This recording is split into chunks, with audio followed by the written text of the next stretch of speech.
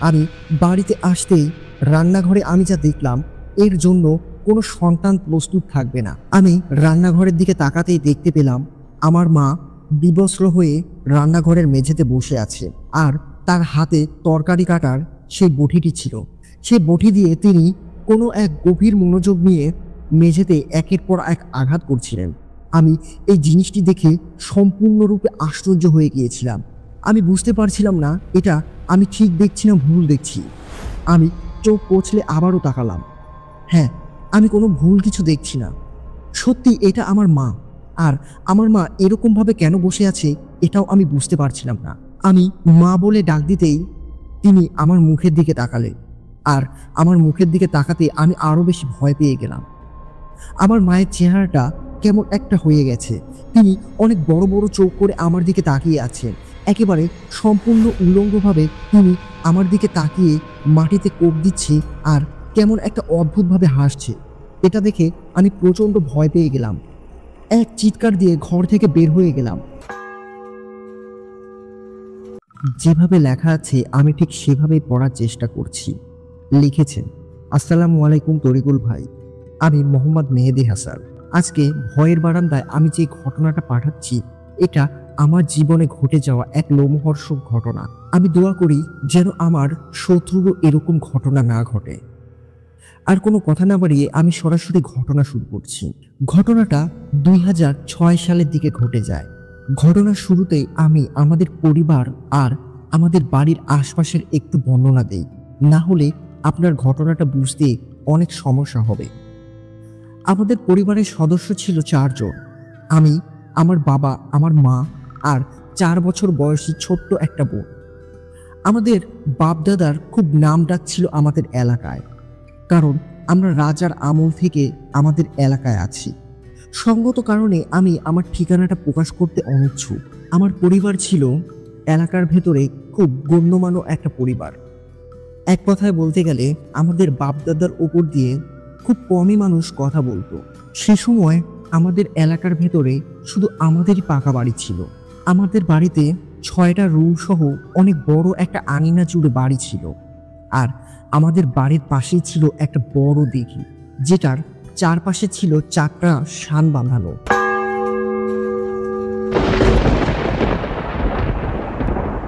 আমাদের এই পুকুরটি এলাকার সবাই ব্যবহার করত। শুধু এলাকার নয়, এলাকার বাহিরে থেকেও অনেক মানুষজন ভিড় করত আমাদের এই দিঘিতে। এই কথাগুলো কেন বলছি এটা ঘটনা শুনলেই আপনারা বুঝতে পারবেন। আর আমাদের এই দিঘিটা এত পরিমাণে জমজমাট ছিল, সকাল থেকে দুপুর 2টা-3টা পর্যন্ত আমাদের এই পুকুরে অনেক মানুষের আনাগোনা ছিল। অনেকে বিভিন্ন কাজে আমাদের পুকুরে আসতো। কেউ থালা বাসন ধুতো, কেউ গোসল করত, কেউ বা আবার কাপড় ধুতো। ঘটনাটা এরকমই একদিন শুক্রবার আমি আমাদের বন্ধুদের সাথে আড্ডা দিচ্ছিলাম আমাদেরই এলাকার এক দোকানে, যেটা আমার বাড়ি থেকে প্রায় 2 থেকে 3 মিনিটের রাস্তা। আমি আগেই বলেছিলাম আমাদের এলাকার ভেতরে আমাদের পরিবারটা খুব গণ্যমান্য ছিল। অর্থ সম্পত্তির দিক থেকেও আমরা বেশ এগিয়ে ছিলাম। তাই শুধু আমাদের বন্ধুদের সার্কেলের ভেতরে আমার কাছেই একটা সিটিসেল মোবাইল ছিল। যদিও তখন আমি ক্লাস 10-এ পড়তাম। আমাদের 4টা দোকান ছিল, আর আমার বাবা একটা চাকরি করতেন। তবে দোকানগুলো আমরা কর্মচারী দিয়ে খাটাতাম। কখনো কখনো আমার চাচা কিংবা দাদা গিয়ে দোকানে বসতো। এবার আসি মূল ঘটনায়। বাবা সেদিন ছুটিতে বাড়িতেই ছিলেন। চারপাশে আজান দিচ্ছিল। আজান শেষ হতে না হতেই আমার ফোনে একটা ফোন এলো। আমাদেরই এলাকার আমার বাড়ির পাশের এক ভাই, তিনি ইউএসডি কথা বলাতেন। 90 দশকের অনেকেই এই ইউএসডি কথা বলা কি জিনিস অনেকেই জানতে পারেন। তখন মোবাইল টু মোবাইলে 2 টাকা মিনিট কথা বলাতো। যাই হোক, সে ভাইটি আমাকে ফোন দিয়ে এমন এক কথা বলল যে আমার হৃৎপিণ্ড ঠান্ডা হয়ে গেল। কেন এই কথাটা বলছি, এবার সেই ঘটনাটা বলি। যখন আমার ওই ভাইয়ের ফোনটি পেয়ে আমি আমার বাড়ির দিকে যাচ্ছিলাম, অনেকে আমার দিকে চোখ বড় বড় করে তাকাচ্ছিল আর একটা কথাই বলছিল, এটা কিভাবে সম্ভব। যখন আমি আমার বাড়ির পুকুর পাড়ে গেলাম, তখন আমি যা জানতে পারলাম, এটা শুনে আমিও ভয় পেয়ে গিয়েছিলাম। আমাকে দেখে মানুষজন এমন ভাব করল যেটা ভাষায় প্রকাশ করার মতো ছিল না। কি ঘটেছিল সে সময়? ঘটনাটা ছিল ঠিক এইরকম। চারপাশে আজান দিচ্ছিল। এমন সময় আমার বাবা পুকুর পাড়ে আসেন, গোসল করে নামাজের দিকে বের হবেন। আমার মাও সেখানে কাপড় ধুচ্ছিল। এমন সময় আমার ছোট্ট বোন পুকুর পাড়ে এসে আমার বাবাকে ডাক দেয়। আমার বাবা ধরতে ধরতেই 4 বছর বয়সী আমার বোন পুকুরের ভেতরে ঝাঁপ দেয়। আর এই ঘটনাটা একজন দুইজন নয়, ওই পুকুর ঘাটের সামনে যতজন লোক ছিল সবাই দেখতে পেয়েছিল। আমার বোন পুকুরে লাফ দেওয়ার সাথে সাথেই কোথাও যেন হারিয়ে যায়। সকলে মিলেও আমার বোনকে খুঁজে পাচ্ছিল না। একরকম হইচই পড়ে গিয়েছিল, যে হইচইটা আমি আমাদের চায়ের দোকানে বসেও শুনতে পাচ্ছিলাম। ভেবেছিলাম হয়তো কোনো গ্যাঞ্জাম কিংবা ঝগড়া লেগেছে। যাই হোক, কিন্তু এরকম ঘটনা ঘটেছে এটা আমি আর বুঝতে পারিনি। বেশ কিছুক্ষণ আমার বোনকে খোঁজাখুঁজি করার পরেও যখন পাওয়া গেল না, হঠাৎ করে প্রায় মিনিট 5 পর আমার বোনের লাশটা দিঘির ঠিক মাঝখানে পাওয়া গেল। 15 থেকে 20 সেকেন্ডের মতো আমার বোনের লাশটা ভেসে উঠেছিল, যেটা পুকুর পাড়ে থাকা সকল লোকজন দেখতে পেয়েছিল। আমার বাবা সাঁতরে সেই লাশটার দিকে যেতে লাগলেন, কিন্তু ঠিক 15 কি 20 সেকেন্ডের ভেতরে সেই লাশটি আশ্চর্যভাবে আবারও পানির নিচে তলিয়ে গেল। সেখানে বেশ কয়েকজন গিয়ে খোঁজাখুঁজি করেও কিছু পেল না। আর আমাদের ওই পুকুরটা এত পরিমাণে গভীর ছিল যেটা তলা কখনোই খুঁজে পাওয়া যেত না। আজ পর্যন্ত আমাদের ওই দিঘির পানি আমি কখনো শুকাতে দেখিনি। যাই হোক, এইরকমই একটা ফোন কল আমি পেয়েছিলাম। আমার পাশের বাড়ির সেই ভাইটি আমাকে ফোনে এটাই জানিয়েছিল যে আমার বোন পানিতে ডুবে মারা গেছে, আর তার লাশটি প্রায় 5 মিনিট পর পুকুরের মধ্যেখানে ভেসে উঠেছিল। 15-20 সেকেন্ড পর আবারও সেই লাশটি পানির নিচে তলিয়ে যায়। আর এই কথাটা শুনে আমার হৃৎপিণ্ড এই জন্য ঠান্ডা হয়ে গিয়েছিল। আসলে এই ঘটনা যদি সত্যি হয় তাহলে আমার পাশে আমার আঙ্গুল ধরে আছে এটাকে। যখন আমি চায়ের দোকানে যাওয়ার জন্য বের হয়েছিলাম তখন আমার ছোট্ট বোনটি আমার সাথে জেদ ধরেছিল সেও আমার সাথে দোকানে যাবে। আমি আমার বোনকে এত ভালোবাসতাম যেটা ভাষায় প্রকাশ করার মতো নয়। তার এই ছোট্ট আবদারটি আমি ফেলতে পারিনি। নিজের সাথে করেই নিজের বোনকে আমি দোকানে নিয়ে গিয়েছিলাম। আর এই কথাটা হয়তো আমার বাবা মা জানতেও পারেনি। এই জন্যই আমি প্রথমে বলেছিলাম যে আমি যখন নিজের বাড়ির দিকে আসছিলাম তখন সব লোকজন আমার দিকে আশ্চর্য হয়ে তাকিয়েছিল আর বলছিল এটা কিভাবে সম্ভব। যখন আমি আমার 4 বছর বয়সী ছোট্ট বোনটিকে নিয়ে আমাদের পুকুর পাড়ে গিয়ে দাঁড়াই তখন আমার বোনকে দেখে সবাই হকচকিয়ে যায়, কারণ সবার চোখের সামনে আমার বোন পুকুরে লাফ দিয়েছিল। আমার বোনকে দেখার সাথে সাথে আমার মা তো হাউমাউ করে কেঁদে দিল আর তাকে জড়িয়ে ধরে আরো জোরে জোরে কাঁদতে আরম্ভ করলো। গ্রামের সব মানুষজন প্রায় একজোট হয়ে গিয়েছিল। এই ঘটনার পর সবাই আশ্চর্য হয়ে গিয়েছিল, যদি এটা সত্যি আমার বোন হয়ে থাকে তাহলে একটু আগে পানিতে যে ঝাঁপ দিয়েছিল সে কে? সকলের চোখের সামনে এরকম একটা কিছু ঘটে গিয়েছে এটা কেউ বিশ্বাসই করতে চাইছিল না।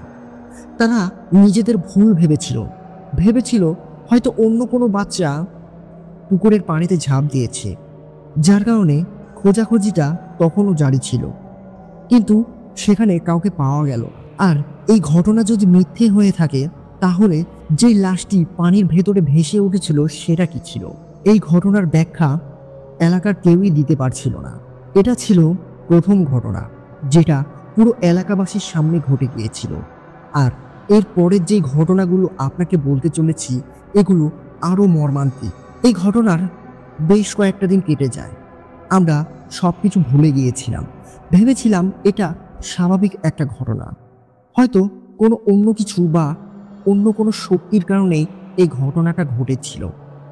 কিন্তু আমরা সম্পূর্ণ ভুল ছিলাম, কারণ এই ঘটনাটা শুধু আমাদের এলাকার ওপরে নয়, এটা আমাদের উপরে করা ছিল। এমনই একদিন আমি স্কুল থেকে বাড়িতে এলাম, আর বাড়িতে আসতেই দেখতে পেলাম আমার ছোট্ট বোন, যার নাম ছিল মিষ্টি, সে আমাদের বাড়ির উঠোনে বসে খেলছে। আমি আমার বোনের কাছে গেলাম আর তাকে একটু আদর করলাম, কিন্তু আজকে তার ব্যবহারে আমার কাছে কেমন একটা অস্বাভাবিক লাগলো। কারণ আমি যেখান থেকেই বাড়িতে আসি আমার ছোট্ট বোনটি আমাকে দেখার সাথে সাথে আমার কোলে ঝাঁপিয়ে পড়তো, ভাইয়া ভাইয়া বলে আমার মাথা খারাপ করে দিত। কিন্তু আজকে তার কি হয়েছে? আমি বাড়িতে এসেছি, তার কাছে দাঁড়িয়েছি, কিন্তু তার মুখে কোনো রকম কোনো বাক্য নেই। সে আমার দিকে ফিরেও চাইল না। অথচ আমি যখন তার গাল ধরে টেনে দিলাম, তখন সে আমার উপরে একরাশ বিরক্ত নিয়ে মুখ অন্যদিকে ঘুরিয়ে নিল। আমি তার এই ব্যবহারে তেমন কিছু মনে করলাম না। ছোট্ট মানুষ, তার জন্যই হয়তো এরকম করেছে। সবচেয়ে বড় শকড হলাম তখন, যখন আমি নিজের বাড়ির ভেতরে ঢুকলাম। আমি বাড়িতে ঢুকতেই দেখতে পেলাম মিষ্টি আমার মায়ের সাথে রান্নাঘরে। মা রান্না করছে, আর মিষ্টি মায়ের আঁচল ধরে কোনো কিছু নেওয়ার জন্য কান্নাকাটি করছে। এই জিনিসটা দেখে আমি পুরো স্তব্ধ হয়ে গেলাম। আমি বুঝতে পারলাম না এটা কি ঘটে গেল। আমি কোনো রকমে নিজের ব্যাগটা মেঝেতে ফেলে বাহিরে এলাম। বাহিরে এসে আমি দেখতে পেলাম আমাদের উঠানে কেউ নেই। সম্পূর্ণ উঠানটা ফাঁকা পড়ে আছে। কিন্তু একটু আগেই আমি ঘরে ঢোকার সময় আমি নিজের চোখে আমার ছোট বোনকে উঠানে খেলতে দেখেছি। শুধু তাই নয়, আমি তাকে স্পর্শও করেছিলাম। তাহলে এটা কি ছিল? আমি কোনো কিছু মেলাতে পারছিলাম না। মাকে এই ঘটনাটা বলার সাহসও পাচ্ছিলাম না, কারণ এই ঘটনাটা যদি মাকে বলি, মা তো বিশ্বাসই করবে না, সাথে আমাকে উল্টোপাল্টা মনে করবে। এই ভেবে আমি এই ঘটনাটা সম্পূর্ণ এড়িয়ে গেলাম। ভাবলাম হয়তো অনেক ক্লান্ত হয়ে গিয়েছি, তার জন্য এরকম উল্টোপাল্টা ভেবে নিয়েছি। আমি একটা গোসল দিয়ে নিজের ঘরে গেলাম, আর খাওয়া দাওয়া শেষ করে শুয়েও পড়লাম। কিন্তু সারা রাত আমার ভেতরে ওই একটাই কথা ভাসছিল। দুপুরবেলা আমার সাথে যে ঘটনাটা ঘটলো, এটা কি? এটা কোনো অবস্থাতেই আমার মনের ভুল হতে পারে না, কারণ আমি নিজে আমার বোনকে স্পর্শ করেছি। আবার আমি নিজের চোখেও ঘরের ভেতরে ঢুকে মায়ের সাথে আমার ছোট বোনকে দেখেছি। একটা মানুষ কিভাবেই দু জায়গাতে একই সময়ের মধ্যে থাকতে পারে? কারণ উঠোনের ভেতর থেকে আমার বাড়ির ভেতরে যেতে সর্বোচ্চ 10 সেকেন্ডের মতো সময় লাগবে, আর আমার আগে আমার বোন কিভাবে আমার সামনে দিয়ে আমার মায়ের কাছে যেতে পারে? কারণ আমাদের বাড়িতে ঢোকার জন্য একটাই দরজা ছিল। সে যদি আমার সামনে দিয়ে আমার আগে যায়, তাহলে অবশ্যই আমি তাকে দেখতে পেতাম। আমি এই ঘটনাটা আমার এক বন্ধুর কাছে শেয়ার করলাম। সেও এই কোনো ব্যাখ্যা দিতে পারলো না। এরকমই আরও একদিন আমি স্কুল থেকে বাড়িতে এলাম, আর দেখতে পেলাম আমার ছোট্ট বোন কারোর সাথে কথা বলছে। আমি আস্তে করে হাঁটু গেড়ে বসলাম, আর তার হাতে আমার হাত রেখে জিজ্ঞাসা করলাম, মিশ্রি, তুমি কার সাথে কথা বলছো? তখন মিষ্টি আমাকে অবাক করে দিয়ে সামনের দিকে আঙুল বাড়িয়ে দিল, আর বলল, দেখো ভাইয়া, এই বাবুটা দেখতে কত সুন্দর, ঠিক আমারই মতো। আমার সামনে বসে আছে, সে আমার খেলনাগুলো নিতে চায়, আমি তার সাথে খেলি। এই কথাটা শুনে আমি 2 পা পিছিয়ে গেলাম, কারণ হয়তো আমি মিথ্যা কথা বলতে পারি, কিংবা আমার বয়সী কেউ এরকমভাবে মজা করতে পারে। 4 বছর বয়সী ছোট্ট একটা বাচ্চা কিভাবে এরকম কথা বলতে পারে? সে তখনও তার দিকে তাকিয়েছিল, আর তার সাথে বিড়বিড় করে কিছু একটা বলছিল। আমার মাথাটা একটা চক্কর দিয়ে উঠল। আমি বুঝতে পারলাম না এখন আমার কি করা উচিত। তবে এইটুকুনি বুঝতে পারলাম, হয়তো মিষ্টির সামনে সত্যি কিছু একটা দাঁড়িয়ে আছে। হয়তো সেটা দেখতে হুবহু তারই মতো, কিন্তু আমি তাকে দেখতে পাচ্ছি না। আমি কোনো কিছু না ভেবে মিষ্টিকে কোলে তুলে নিলাম, আর সাথে সাথে মায়ের কাছে গেলাম। মায়ের কাছে গিয়ে পুরো ঘটনাটা আমি মায়ের কাছে খুলে বললাম, আর এও বললাম সেদিনকে আমি কি দেখেছিলাম। আমার কথাটা শুনে মা বেশ চিন্তায় পড়ে গেলেন। আমাদের বাড়িতে আমরা একাই থাকতাম। আমাদের বাড়ির আশেপাশে আমাদের চাচারা থাকতো, আর আমার বাবা ছিলেন সবার বড়, যার কারণে আমার দাদা, আমার দাদি দুজনেই আমাদের বাড়িতেই থাকতেন। আমার মুখ থেকে এই ঘটনাটা শুনে সাথে সাথে আমার দাদির কাছে গেলেন, আর দাদিকে পুরো ঘটনাটা খুলে বললেন। এই নিয়ে আমাদের বাড়িতে রাতের বেলা একটা মিটিংও বসলো। মিটিংয়ে সিদ্ধান্ত নেওয়া হলো কোনো একটা ভালো হুজুর দেখাতে হবে, যেই ভাবা সেই কাজ। পরের দিন আমরা আমাদের মসজিদের ইমামের কাছে এই পুরো ঘটনাটা বললাম। তিনি এই বিষয়ে আমাদের তেমন কোনো সাহায্য করতে পারবেন না, কারণ তিনি এইসব বিষয়ে পারদর্শী নয়। তবে এটা বললেন যে আমাদের ওপরে কোনো একটা খারাপ জিনের নজর পড়েছে। তিনি আমাদের এলাকা থেকে প্রায় বেশ কয়েকটা এলাকা পরে একজন হুজুরের খোঁজ দিলেন। তিনি এসব বিষয়ে পারদর্শী ছিলেন। আমরা সময় নষ্ট না করে সেখানে গেলাম আর হুজুরের সাথে কথা বললাম। তিনি আমাদের বাড়িতে আসতে চাইলেন। সেদিনকেই বিকেলবেলা হুজুর আমাদের বাড়িতে এলেন, কিন্তু আমাদের বাড়িতে এসে তিনি হতাশ হয়ে একটা কথাই আমাদের জানালেন। তিনি আমাদের বাড়িতে কোনো রকম কোনো সমস্যাই দেখতে পাচ্ছেন না। আর আমি আর আমার বোনের সাথে যে ঘটনাগুলো ঘটে গিয়েছে এসব বিষয়েও তিনি কোনো কিছুই বলতে পারছেন না। তার কাছে থাকা তার আনুগত জিনদেরও খোঁজ করতে পাঠিয়েছিলেন। সে জিনগুলো এইসব বিষয়ে কোনো তথ্য দিতে পারছিলেন না। সেদিনকে দিঘির পাড়ে ঘটে যাওয়া ঘটনাটাও হুজুরকে বলা হয়েছিল, এই বিষয়েও কোনো তথ্য পেলেন না। তিনি কোনো অবস্থাতে বুঝতে পারলেন না কি থেকে কি হচ্ছে। তিনি বললেন, এটা আমার দ্বারা সম্ভব নয়। হয়তো আমাদের বাড়িতে এমন কোনো শক্তি আছে যেটা আমি ধরতে পারছি না। এই জিনিসটা আমার ওস্তাদ ধরতে পারবে। তিনি তার ওস্তাদেরও ঠিকানা দিলেন। আমরা প্রায় 3 দিন পরে সেখানে গিয়েছিলাম। তিনিও আমাদের কোনো সাহায্য করতে পারলেন না। সেই হুজুরটিও আমাদের জানালেন, আমাদের বাড়িতে আমাদের সাথে ঘটে যাওয়া ঘটনাগুলোর কোনো রকম কোনো তথ্যই তিনি পাচ্ছেন না। তার আনুগত জিনরাও এসব বিষয়ে কোনো কিছু বলতে ব্যর্থ হয়েছিল। ঘটনাটা এখানেই শেষ হলে ভালো হতো, কিন্তু এর থেকে আরও ভয়ঙ্কর কিছু আমাদের জন্য অপেক্ষা করছিল, যেটা আমরা কোনো অবস্থাতেই বুঝতে পেরেছিলাম না। একদিন আমি আমাদের দোকানে গিয়েছিলাম। দোকান থেকে আমি বাড়িতে এলাম। তখন সময়টা ঠিক দুপুর 2টা হবে। আমি বাড়িতে আসতেই রান্নাঘরে আমি যা দেখলাম, এর জন্য কোনো সন্তান প্রস্তুত থাকবে না। আমি রান্নাঘরের দিকে তাকাতেই দেখতে পেলাম আমার মা বিবস্ত্র হয়ে রান্নাঘরের মেঝেতে বসে আছে, আর তার হাতে তরকারি কাটার সেই বটিটি ছিল। সেই বটি দিয়ে তিনি কোনো এক গভীর মনোযোগ নিয়ে মেঝেতে একের পর এক আঘাত করছিলেন। আমি এই জিনিসটি দেখে সম্পূর্ণরূপে আশ্চর্য হয়ে গিয়েছিলাম। আমি বুঝতে পারছিলাম না এটা আমি ঠিক দেখছি না ভুল দেখছি। আমি চোখ কচলে আবারও তাকালাম। হ্যাঁ, আমি কোনো ভুল কিছু দেখছি না। সত্যি এটা আমার মা। আর আমার মা এরকমভাবে কেন বসে আছে এটাও আমি বুঝতে পারছিলাম না। আমি মা বলে ডাক দিতেই তিনি আমার মুখের দিকে তাকালেন, আর আমার মুখের দিকে তাকাতে আমি আরও বেশি ভয় পেয়ে গেলাম। আমার মায়ের চেহারাটা কেমন একটা হয়ে গেছে। তিনি অনেক বড় বড় চোখ করে আমার দিকে তাকিয়ে আছেন। একেবারে সম্পূর্ণ উলঙ্গভাবে তিনি আমার দিকে তাকিয়ে মাটিতে কোপ দিচ্ছে আর কেমন একটা অদ্ভুতভাবে হাসছে। এটা দেখে আমি প্রচণ্ড ভয় পেয়ে গেলাম। এক চিৎকার দিয়ে ঘর থেকে বের হয়ে গেলাম, আর ঘর থেকে বের হয়ে আমি আমার দাদির কাছে যেতে লাগলাম। ঠিক তখনই দেখতে পেলাম আমার বাবা আমাদের বাড়ির দিকেই আসছে। আমার চিৎকার শুনে আর আমার দৌড় দেখে আমার বাবা আমাকে থামালেন আর জিজ্ঞাসা করলেন কি হয়েছে। আমি ঘরের ভেতর থাকা সকল ঘটনা বাবার কাছে খুলে বললাম, আর বললাম দাদিকে আর পাশের বাড়ির মানুষকে ডেকে আনতে, কারণ মায়ের অবস্থা খুবই খারাপ। তখন আমার বাবা আমার হাতটি শক্ত করে চেপে ধরলেন আর গম্ভীরভাবে আমাকে বললেন, চুপ কর। আমি বাবার মুখের এই কথাটা শুনে প্রচণ্ড আশ্চর্য হয়ে গেলাম, কারণ এরকমভাবে আমার বাবা কেন বলতে পারে।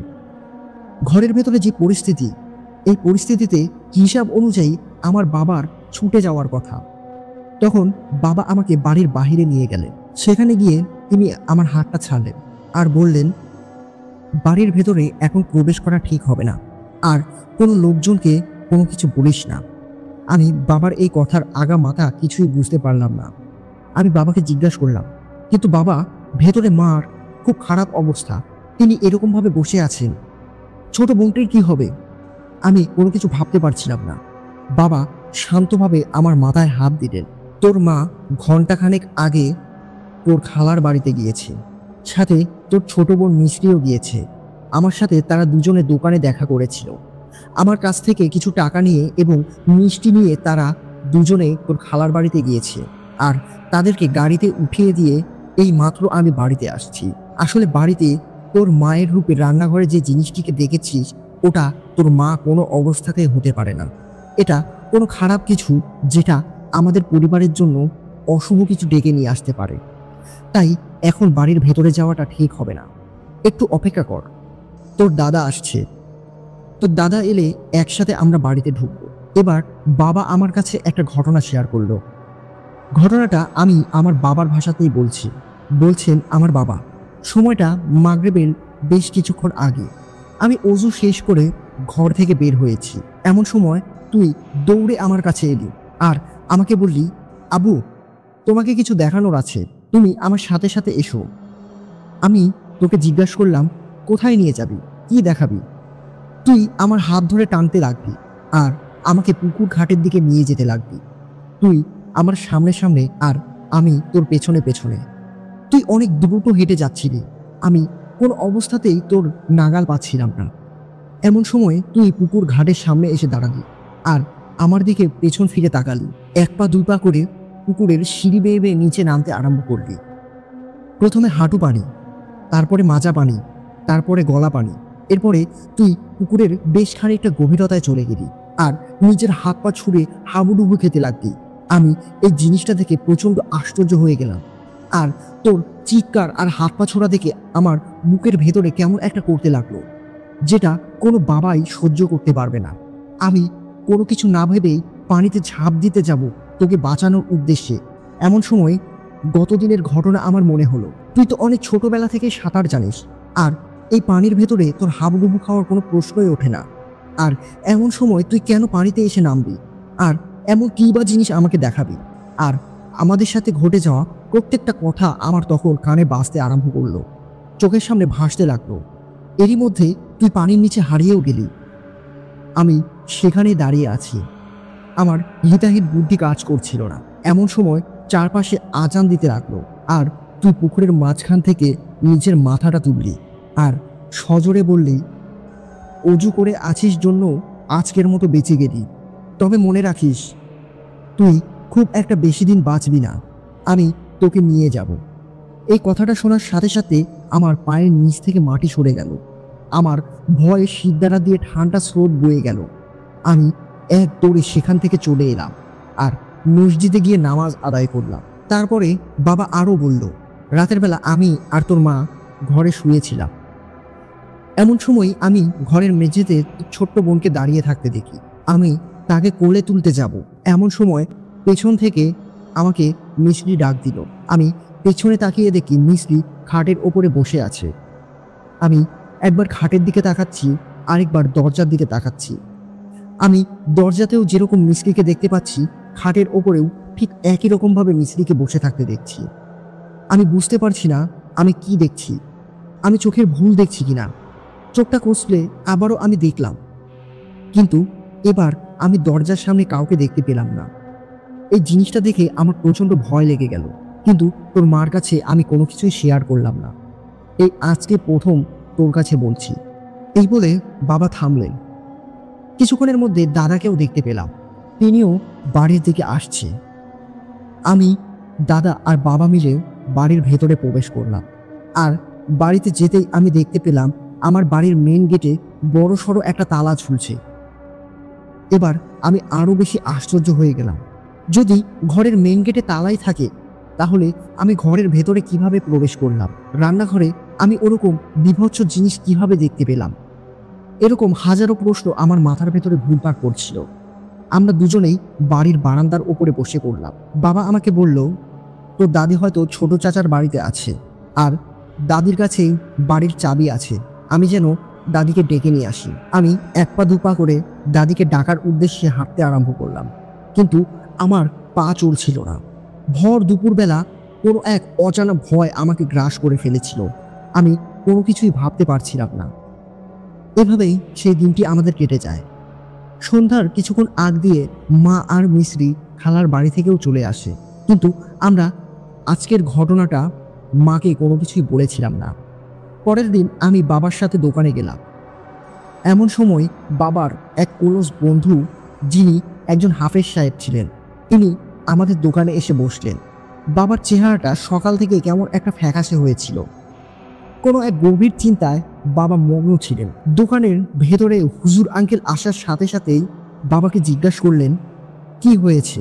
বাবা এতদিন ঘটে যাওয়া সকল ঘটনা হুজুর আঙ্কেলের কাছে বলল। তিনি আমার বাবাকে বললেন, এতদিন ঘটে গিয়েছে আর আমরা কেন তাকে এখনো জানাইনি, তিনি এর কোনো একটা সমাধান করতে পারেন। কথাটা শোনার সাথে সাথে বাবারও মাথার ভেতরে এলো, আসলেই তো হুজুর আঙ্কেল এর আগে এর থেকে অনেক জটিল জটিল সমস্যার সমাধান করেছেন। তিনি নিজেও এসব বিষয়ে অনেক পারদর্শী আর আমরা অন্যান্য জায়গায় হুজুর খুঁজে বেড়াচ্ছি। হুজুর আঙ্কেল আমাদের জানালেন তিনি আজকেই এই বিষয়টা নিয়ে তদন্ত করবেন। যেই কথা সেই কাজ। পরের দিন সন্ধ্যাবেলায় বাবার সাথে আলাপ করলেন, আর সেখানে আমি নিজেও ছিলাম। হুজুর আঙ্কেল বললেন আমাদের ওপরে খুব খারাপ একটা কালো জাদু করা হয়েছে, আর এই জাদুটা যেন তেন কবিরাজ দিয়ে করানো নয়। এই জাদুটা শ্মশান পূজারীদের দিয়ে করানো, যারা শ্মশানের দাফন করা লাশের ওপরে বসে থেকে এসব জাদুবিদ্যা করে। আর এই জাদুবিদ্যাটা এত পরিমাণে ভয়ানক আর এত চতুর দিয়ে করা, যেটা ধরতে পারা খুব কষ্টসাধ্যর কাজ। যেন তেন লোক কিংবা যেন তেন জিন দিয়ে এই জিনিসের তদন্ত করানো একেবারেই অসম্ভব। তারা আমাদের ওপরে এক বিশেষ রকমের জাদু করেছে। আমার বাবা আমার মা দুজনেই পাগল হয়ে যাবে, পাগল হয়ে দুজন দুদিকে বের হয়ে যাবে, আর আমি আর আমার ছোট বোন দুজনেই মারা যাব। তিনি আগামী সোমবার এই জিনিসটা নিয়ে বসবেন। এই বলে তিনি সেদিনকার মতো চলে গেলেন। আর এরই মাঝে ঘটে যায় এক হৃদয় বিদারক ঘটনা। সেদিন আমার বাবা ফজরের নামাজের উদ্দেশ্যে বের হয়েছিল, তারপর থেকে আর বাড়িতে ফেরেনি। প্রায় 7 দিন আমার বাবার কোনো খোঁজ নেই।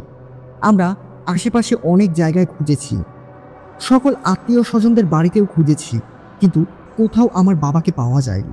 এমনভাবেই ঠিক 8 দিনের মাথায় আমাদের দোকানের এক কর্মচারী তিনি আমার বাবাকে নিয়ে এলো। তিনি মার্কেটিংয়ের জন্য যশোর শহরে গিয়েছিলেন, আর সেখানেই আমার বাবাকে রাস্তায় শুয়ে থাকতে দেখে।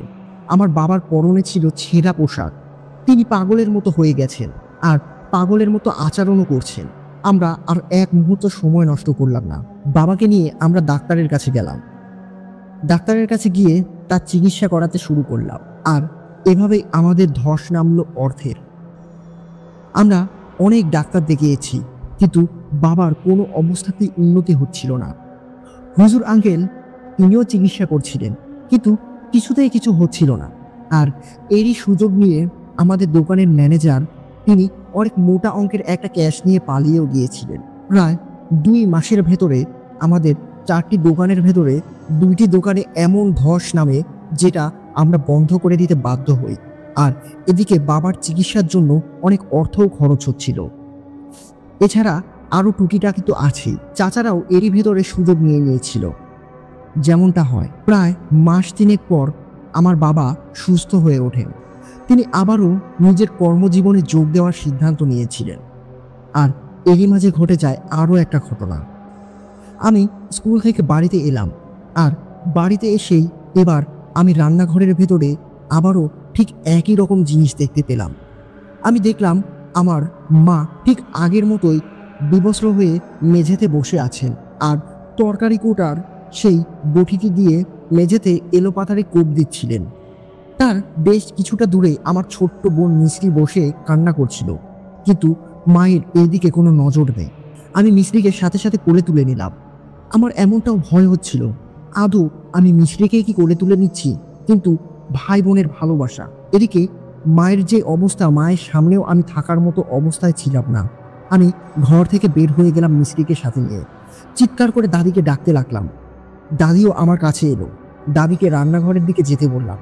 দাদি রান্নাঘরে গিয়ে জোরে একটা চিৎকার করে বাড়ি থেকে বের হয়ে এলেন, আর বাড়ির আশপাশের লোকজনকে ডাকতে শুরু করলেন। আমার চাচি, চাচাতো বোন এরা বাড়ির দিকে ছুটে আসতে লাগলো।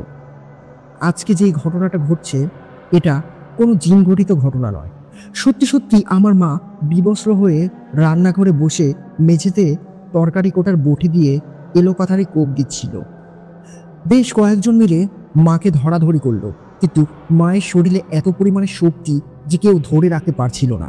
আমি বাড়ির উঠানে মিছিদিকে করে নিয়ে দাঁড়িয়েছিলাম, বুঝতে পারছিলাম না কি করব। ফোনটা বের করে বাবার কাছে একটা কল দিলাম, আর পুরো ঘটনাটা বাবার কাছে জানালাম। আর এও জানালাম আজকের ঘটনাটা কোনো চোখের ভুল কিংবা অন্য কিছু নয়, এটা সত্যি সত্যি মা করছে। এরই ভেতরে আমার ছোট চাচিকে দেখলাম, তার নাক দিয়ে অজস্র রক্ত পড়ছে। জিজ্ঞাসা করলাম কি হয়েছে। তিনি বললেন, তোর মায়ের শরীরে এত পরিমাণে শক্তি যে আমরা 5-6 জন মিলেও তাকে দমিয়ে রাখতে পারছি না। তাকে আমরা কোন কাপড় পরাতে পারছি না। অনেক কষ্টে একটা কাপড় তার শরীরে পেঁচিয়ে রেখেছি। তোর বাবাকে এখনই ফোন দিয়ে আসতে বল। আরো বেশ কিছু মানুষজনের আমার বাড়িতে আগমন ঘটল। সেদিনের পর থেকে মাও কেমন একটা অস্বাভাবিক হয়ে গেল, একা একাই কথা বলতে। মিশ্রি যদি মায়ের কাছে যেত তাহলে মা তাকে অনেক মারধর করতো আর গালাগালি করে ঘর থেকে বেরও করে দিত। ভয়ে মিশ্রিও মায়ের কাছে যেতে পারতো না। আমরা মাকেও মানসিক ডাক্তার দেখানো শুরু করলাম, কিন্তু সে সময় চিকিৎসা এতটাও উন্নত ছিল না। মাকে বাধ্য হয়ে আমরা পাবনা মেন্টাল হসপিটালে ভর্তি করিয়েছিলাম। সেখান থেকে প্রায় মাস 3 পর মা সুস্থ হয়ে বাড়িতেও এসেছিল। হুজুর আঙ্কেল আমাদের সে সময় অনেক সহায়তা করেছিল। এই ঘটনার বছরখানেক পর আমি এসএসসি পরীক্ষায় খুব ভালো একটা রেজাল্ট নিয়ে উত্তীর্ণ হয়েছি আর কলেজে ভর্তিও হয়েছি। তারিখটা জানুয়ারি মাসের 16 তারিখ 2008 সাল। হঠাৎ করেই কোনো কারণ ছাড়াই আমার বাবা স্ট্রোক করে বসেন আর মাত্র 40 বছর বয়সেই তিনি আমাদের সকলকে ছেড়ে চলে যান। আর এরই ভেতরে ঘটে যায় আমাদের জীবনের সবচেয়ে বড় ধস। আমাদের বাকি যেই দোকান দুটো ছিল ওগুলোও প্রায় বন্ধ হওয়ার পথেই ছিল। চাচা আর দাদারা মিলে দোকান দুটোকে লুটে পুটে খেয়েছিল, যার কারণে বাবা মারা যাওয়ার সাথে সাথেই আমাদের দোকান দুইটি ছেড়ে দিতে বাধ্য হয়েছিলাম। এরই ভেতরে আমরা সকলকেই চিনতে পেরেছিলাম। আমাদের আত্মীয় স্বজন যতজন ছিল সকলে আমাদের উপর থেকে মুখ ফিরিয়ে নিয়েছিল। যেই চাচা ফুবু এরা প্রতি শুক্রবারে আমাদের বাড়িতে এক দাওয়াতের অনুষ্ঠানে আসতো, তারা বাবা মারা যাওয়ার পর আমাদের কেউ খোঁজও নিত না। 7 দিনের দিন বাবা মারা যাওয়ার যে মিলাদ মাহফিল, সেই মিলাদ মাহফিলও আমরা করতে পেরেছিলাম না, কারণ আমাদের হাতে কোনো টাকা ছিল না। বাবা মারা যাওয়ার প্রায় দিনখানেক আগেই আমাদের দোকানগুলো ছেড়ে দিতে হয়েছিল। ঘরে একটা টাকাও ছিল না। প্রায় 2 দিন আমাদের বাড়িতে কোনো চুলা জ্বলেনি। আমরা কারো কাছে খাবার চাইতেও যেতে পারিনি। যেই চাচা ফুবুরা আমার বাবা বেঁচে থাকতে আমাদের বাড়িতে এসে দিনের পর দিন দাওয়াত খেয়েছে আর আমাদের সাথে সুসম্পর্ক করেছে, তারা এমনভাবে আমাদের ওপর থেকে মুখ ফিরিয়ে নিয়েছিল যেটা ভাষায় প্রকাশ করার মতো নয়। বাবা মারা যাওয়ার 40 দিনও হয়েছিল না। আমাদের বাড়ির পাশেই ছিল আমাদের চাচার বাড়ি। তারা আমাদের সাথে এমন ব্যবহার করা শুরু করলো যেন আমাদের সাথে তারা কথা বলতেও ভয় পায়। যদি আমরা কিছু চাই তখন উপায় না পেয়ে আমি আর আমার মা আমাদের দোকানের বাকি খাতাটা নিয়ে বের হই। কোনো একটা কিছু করে তো সংসারটা চালাতে হবে। আমরা দুজনে ক্ষুধার জ্বালা সহ্য করতে পারি, কিন্তু ছোট্ট বোনটাকে কি করব? এভাবেই দোকানের বাকি খাতাটা নিয়ে আমরা বের হয়ে পড়লাম। এলাকার কিংবা আশপাশের বিভিন্ন জনের কাছ থেকে আমরা 10 টাকা 20 টাকা করে বাকি উঠাতে লাগলাম, কিন্তু এভাবেও আমাদের সংসার চলছিল না। যখন কারো কেউ না থাকে তখন তার আল্লাহ থাকে।